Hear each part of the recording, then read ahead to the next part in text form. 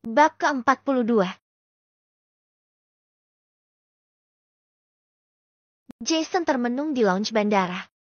Ia menunggu waktu jadwal penerbangannya. Ia mengambil handphone dan membuka galeri. Foto-foto dirinya dan Zizi masih ia simpan di sana. Aku masih belum bisa melupakan. Jason menghela napas berat. Pelupuk mata sudah basah lagi. Ia melihat ke atas dan berkedip agar kristal bening itu tak jauh. Jason ingat, sudah sejak kelas 10, ia sudah menyukai Zizi. Namun, mereka beda kelas. Ia hanya bisa memandang dari jauh saja saat Zizi bersorak menyemangati di pekan olahraga. Saat di kelas 11 ia sangat senang bisa satu kelas dengan Zizi. Namun, ia belum begitu berani mendekat. Ia hanya mencintai dalam diam. Aku harus pergi untuk melepaskan. Melepaskan bukan berarti melupakan. Jason beranjak dan memandang negara yang akan ditinggikannya. Selamat tinggal Azizahku. Ia lalu melangkah sambil menarik travel bag-nya, bersamaan dengan suara operator memberitahukan keberangkatan ke Sydney. Aku berharap kamu bahagia dengan Mas Ri. Jika dengannya, aku lebih rela. Banyak kali gayanya pakai pesta di tepi pantai gini. Kena tsunami barulah tahu rasa semua. Bener, Bu? Heran juga Vika. Cuma biar diwah dan gedein gengsi doang. Bulik Muna dan Vika makan kue-kue yang dihidangkan di meja prasmanan khusus pastry. Di piring yang mereka bawa, sudah penuh dengan berbagai jenis kue dan jajanan pasar. Ya ampun, Bu. Kayak nggak pernah makan ginian aja. Bikin malu banyak banget. Omel Paklik, suami Bulik Muna. Mumpung, Pak. Daripada mubazir nanti malah dosa mereka. Iya, Pak. Sambar Vika. Tanpa sengaja, ia melihat Bagus dengan baju batiknya berjalan bersama seorang berbadan tambun. Itu, bukannya si Bagus. Vik. Tunjuk Bulik Muna. Iya. Ngapain dia di sini? Gumam Vika. Ah, dia kan manajer, Bu. Dia pasti lagi sama orang-orang penting menghadiri pesta pernikahan si Erik. Paklik mencebik. Gak kalian sebut orang pos ronda lagi? Vik. Sindirnya. Kini giliran Vika yang mencebik. Bapakmu gak asik. Vik. Ayo samperin Bagus saja. Dia kok gak bilang kalau mau ke pesta juga. Gerutu Bulik Muna. Karena pesta ini intimate wedding. Jadi, hanya sedikit orang yang diundang. Dan Bagus tidak termasuk di dalamnya. Keluarga Bulik Muna hanya dijatah 3 orang saja. Gus! Bagus kaget bukan main saat tiba-tiba Vika mendekat dan memanggilnya. Bu, Ibu, Vivika. Wajah Bagus seketika pias. Kamu kok kesini gak bilang-bilang? Iya, karena... Siapa, Gus? Tanya pria tambun di samping Bagus. Oh, ini saya ibunya Vika. Vika ini calon istrinya Bagus. Bulik Muna memperkenalkan diri dengan bangga. Oh, calon istrinya Bagus. Pria itu menyalami Bulik Muna dan Vika. Kamu kok nggak bilang-bilang sih Gus kalau mau kemari? Kamu malu jalan bareng aku. Tuduh Vika masam. Jangan salah paham. Mbak, saya yang ajak Mas Bagusnya. Tadi supir saya halangan ikut. Jadi saya minta Mas Bagus buat supirin saya. Bulik Muna dan Vika terkejut bukan main. Sementara Bagus berubah pias. Susupir? Iya, maaf sekali. Tolong jangan salah paham dan marah sama Mas Bagusnya ya.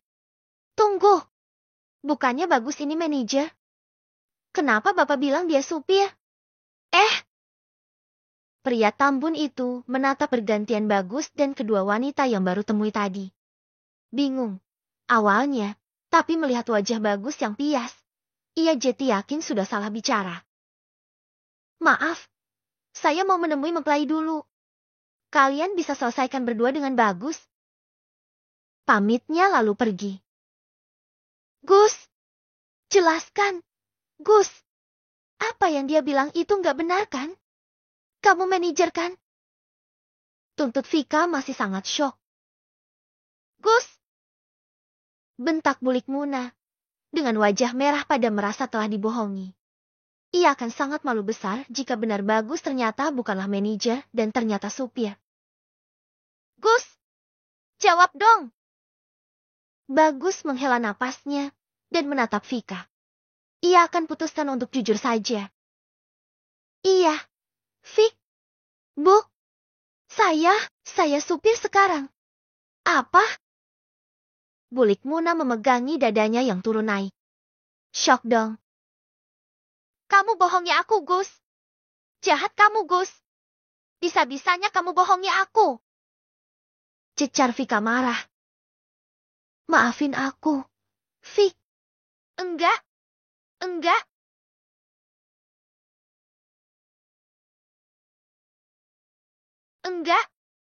Kamu pembohong. Jadi kamu udah bohongi aku selama ini? Vik, aku terpaksa.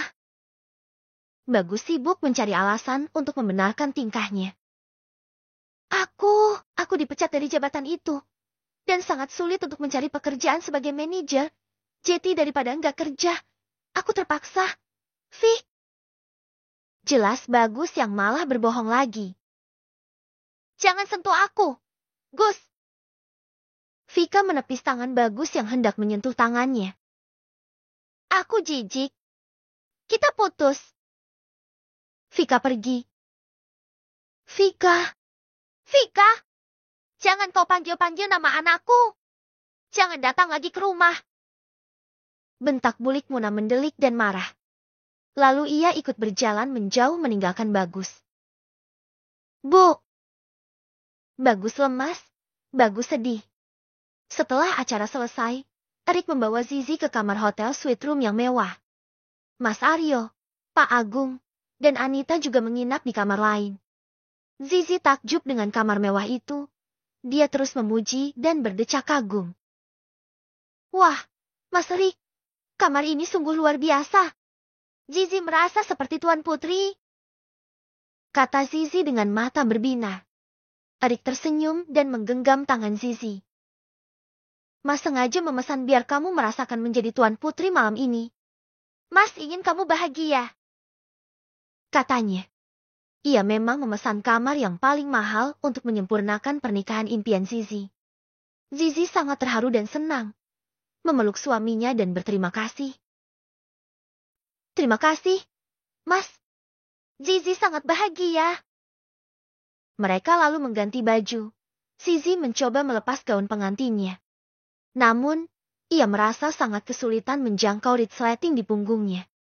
Erik yang melihat kesulitan itu pun membantu. Biar Mas saja, katanya. Zizi tersenyum dan menjauhkan tangan dari sana. Berganti tangan Erik yang menarik turun. Perlahan-lahan, kulit mulus Zizi terlihat. Erik meneguk ludahnya berulang kali. Meski ia sudah sering melihat, tetap saja ia mengagumi keindahan istrinya. Sampai-sampai, sesuatu yang di bawah saja membengkak dan mengeras. Celanaku jadi sesak. Gerutunya pelan. Erik menahan diri.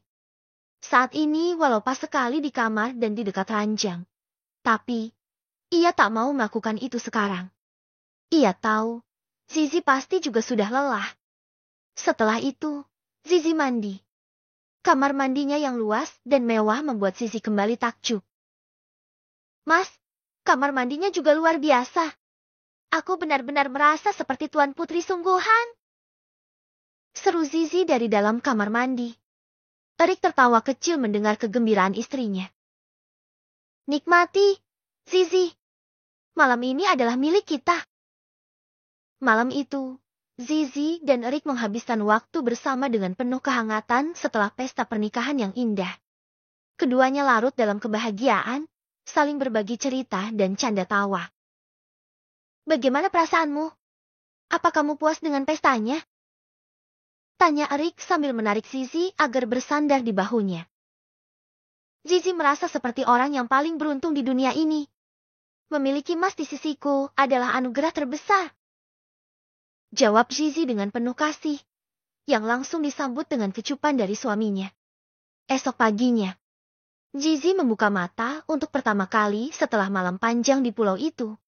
Begitu ia membuka mata, ia melihat buket bunga yang sangat banyak memenuhi pandangan. Mas. Good morning. Zizi langsung menarik sudut bibirnya ke atas. Ia merasa sangat terharu dan bahagia. Tak pernah ia bayangkan akan bangun dengan disambut setumpuk bunga. Makasih, Mas.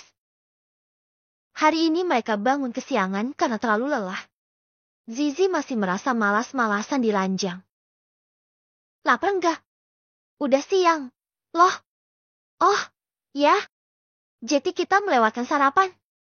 Pakai room service saja. Usul Erik memutuskan untuk memanfaatkan layanan room service saja. Sarapan yang terlambat pun datang, lengkap dengan hidangan lezat. Wah, ini sarapan kita. Pekik Zizi tak percaya dengan mata berbinar.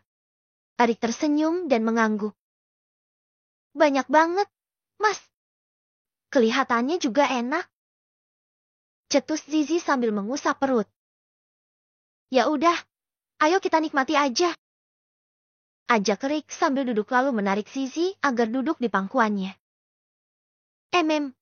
Sarapannya enak sekali. Mas, gimana dengan Cecil? Tanya Zizi sambil menikmati makanannya. Papa udah mengatasinya, gak perlu dipikirkan. Jawab Erik. Mama juga gak datang.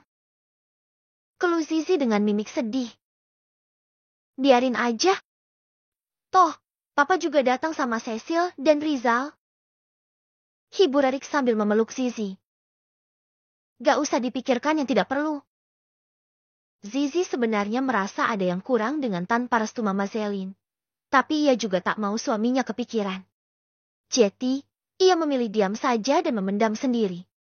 Setelah sarapan, mereka memutuskan untuk keluar.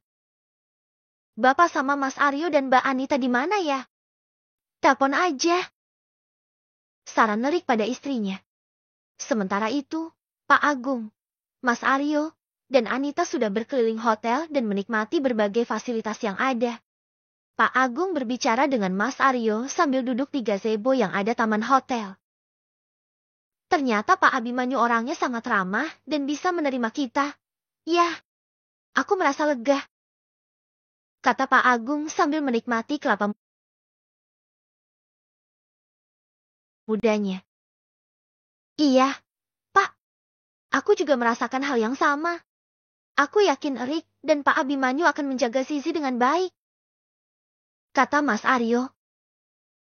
Keluarga mereka yang terlalu kaya membuat aku takut Zizi akan mendapat tekanan. Pak Agung mengenang kembali momen saat pesta pernikahan.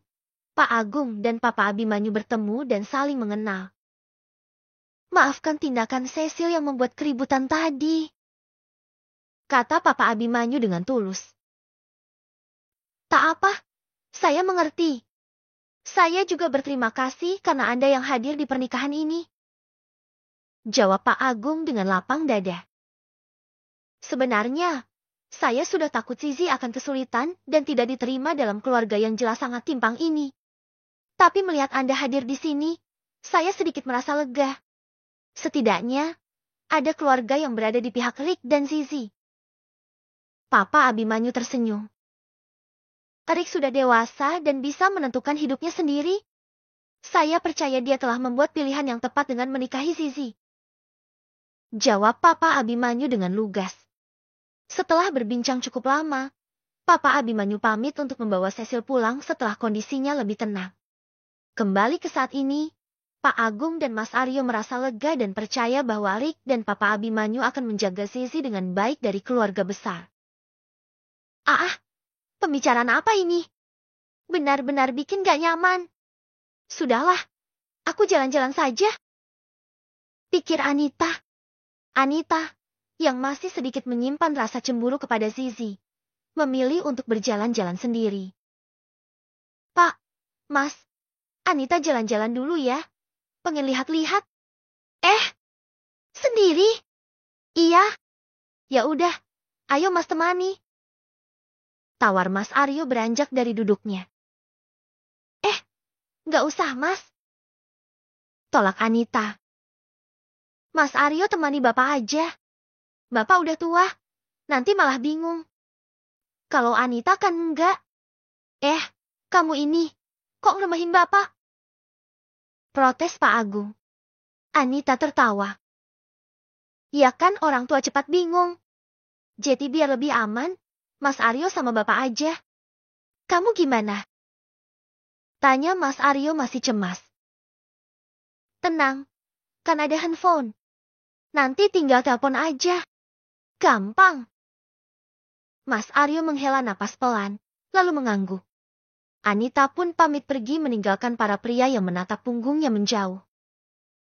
Gimana kabar hubungan Anita dan lelaki yang kau kenalkan itu? Yo. Tanya Pak Agung yang merasa cemas juga pada anak gadisnya yang ini. Entahlah Pak. Mereka jarang keluar bareng. Cuma 2 kali aja. Pas sama aku dan habis aku tanyain Panji gimana hubungan mereka. Jelas Mas Aryo. Apa perlu aku tanyakan lagi sama Panji Pak? Nanti Bapak yang ngobrol sama Anita. Pak Agung mendesah pelan. Lalu mengangguk. Sementara itu, Anita terus mengayunkan kakinya berjalan di sekitar hotel. Saat berjalan-jalan, Anita malah teringat dengan Panji. Ia ingat saat merasakan bahagia berkencan dan berkirim pesan dengan pria yang Mas Aryo kenalkan padanya itu. Anita juga terbayang saat dirinya mengikuti Panji dan malah mendengar perkataan Panji yang sangat merendahkan dirinya di depan wanita lain. Kenapa waktu itu aku gak melabrak dia saja? Harusnya aku memperlihatkan diri dan menyiramnya dengan air. Anita bergumam sendiri. Menyesali kenapa ia malah pergi dan menangis meratapi sampai kamarnya berantakan dan habis 2 kotak tisu. Ya ampun, sudahlah gak usah dipikirkan. Bikin hati jadi tambah sakit. Aku juga salah gampang baper sama orang. Untuk menghibur diri, Anita mencoba bersuah foto. Di setiap sudut dan tempat yang ia ras bagus, Anita berfoto-foto. Namun, tiba-tiba pria gondrong yang semalam membuatnya kesal muncul dan ikut berfoto. Yap, Erwin, teman Erik. Kamu! Anita mendelik kesal pada Erwin yang asal masuk ikut berfoto. Kau ini hantu dari mana tiba-tiba muncul dan mengacau? Kesal Anita dengan bibir menipis dan tangan berkacak pinggang. Tak lupa mata yang hampir keluar dari rongganya.